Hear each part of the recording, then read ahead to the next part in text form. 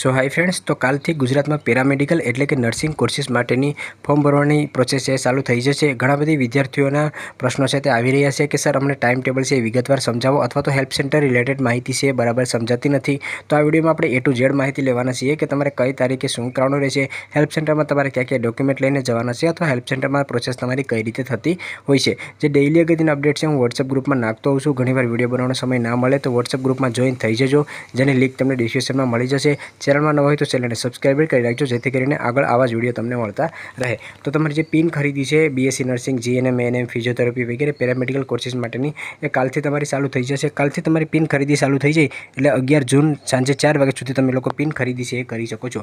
Pin ખરીદી પહેલાં તમારે કરવી પડશે, ત્યાર પછી તમે ફોર્મ છે એ ભરી શકો છો। એટલે કાલથી તમારે રજિસ્ટ્રેશનની પ્રોસેસ ચાલુ થાય, પિન ખરીદીની પ્રોસેસ ચાલુ થાય એટલે સવારે 11 વાગ્યાથી તમે પિન ખરીદી સ્ટાર્ટ કરી શકો છો અને 11 જૂન સાંજે 4 વાગ્યા સુધીમાં તમારે પિન ખરીદી છે તે કરી લેવાની રહેશે। તમારી પિન ખરીદી થઈ જાય ત્યાર પછી તમને પિન મળી જશે, એમાં આઈડી અને પાસવર્ડ તમને મળી જશે। એના પછી તમારે ઓનલાઈન રજિસ્ટ્રેશન ફોર્મ છે તે ભરવાનું રહેશે। હવે તમારે ફોર્મ કઈ રીતે ભરવાનું છે, પિન ખરીદી કઈ રીતે કરવાની છે એના પર સંપૂર્ણ લાઈવ પ્રોસેસનો વિડીયો હું કાલે અપલોડ કરી દઈશ, જેથી કરીને ઘેર બેઠા જ તમે પોતાના મોબાઈલની મદદથી ફોર્મ છે ભરી શકશો।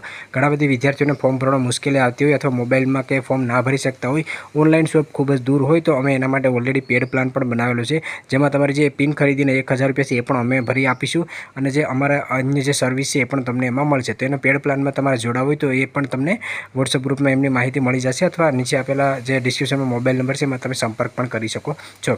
તો ઓનલાઈન રજિસ્ટ્રેશન અને ડોક્યુમેન્ટ અપલોડ કરવા માટે તમને 12 જૂન સાંજે 4 વાગ્યા સુધીનો સમય આપવામાં આવ્યો છે કે તમે પિન ખરીદી કરી લેશો, ઓનલાઈન રજિસ્ટ્રેશન કરી લેશો, ડોક્યુમેન્ટ અપલોડ કરી લેશો, ત્યાર પછી જે પણ તમારું નજીકનું હેલ્પ સેન્ટર થતું હોય એની પસંદગી તમારે ઓનલાઈન જ કરવાની રહેશે। એ હું જ્યારે લાઈવ પ્રોસેસનો વિડીયો બનાવીશ ત્યારે પણ તમને સમજાવી દઈશ। એટલે ઓનલાઈન જ તમારે નજીકનું હેલ્પ સેન્ટર સિલેક્ટ કરવાનું છે, તમારે કઈ તારીખે જવાનું છે, કયા સમયે જવાનું છે, એ બધી પ્રોસેસ તમારે ઓનલાઈન જ ટીક કરવાની રહેશે। ત્યાર પછી જે પણ નજીકનું હેલ્પ સેન્ટર હોય એનું તમારે અરજી ચકાસણી માટે જવાનું છે। તમે હેલ્પ સેન્ટરમાં અરજી ચકાસણી માટે જતા હોય ત્યારે તમે જે અરજી ફોર્મ ભર્યું છે એની તમારે પ્રિન્ટ લઈને જવાની છે અને સાથે તમારે ધોરણ 10માની અને 12માની માર્કશીટ લઈને જવાની છે, તમારું લિવિંગ સર્ટિફિકેટ લઈને જવાનું છે, 10મા અને 12માનું જે ટ્રાયલ સર્ટિફિકેટ છે એ લઈને જવાનું છે, તમારું કેટેગરી સર્ટિફિકેટ લઈને જવાનું છે, જેમ કે SC, ST, OBC, EWS કેટેગરીમાં આવતો હોય એ તમામ કેટેગરીના વિદ્યાર્થીઓને જાતે પ્રમાણપત્ર લઈને જવાનું છે। જે OBC કેટેગરીમાં આવતો હોય એને નોન ક્રિમિનલ સર્ટિફિકેટ લઈને જવાનું છે। જે વિધવા કોઈને લાગતું હોય તો વિધવાનું પ્રમાણપત્ર જોશે, અનાથ કોઈના મા બાપ હયાત ના હોય તો એનો અનાથનું પ્રમાણપત્ર જોશે અને મેડિકલ ફિટનેસ સર્ટિફિકેટ। તો આટલા ડોક્યુમેન્ટ છે એ તમારી જરૂરત છે તે પડશે કે જે તમારે હેલ્પ સેન્ટરમાં વેરિફિકેશન માટે જરૂરત છે તે પડશે। તમે હેલ્પ સેન્ટરમાં વેરિફિકેશન માટે જાઓ ત્યારે જો ફિટનેસ સર્ટિફિકેટ તમારી પાસે ના માંગે તો જ્યારે તમે કોલેજ કન્ફર્મ માટે જશો ત્યારે તમારે મેડિકલ ફિટનેસ સર્ટિફિકેટની જરૂરત છે તે પડશે। તો મેડિકલ ફિટનેસ સર્ટિફિકેટ છે એ પણ તમારે અત્યારે જ કઢાવી લેવું જોઈએ। એના પર મેં ઓલરેડી વિડીયો બનાવેલો છે જે તમને ચેનલમાં મળી જશે। તો ટૂંકમાં કહું તો 13 જૂન સુધીમાં તમારા લોકોને ડોક્યુમેન્ટની ચકાસણીને સંપૂર્ણ પ્રોસેસ છે તે પૂર્ણ કરી નાખવાની રહેશે।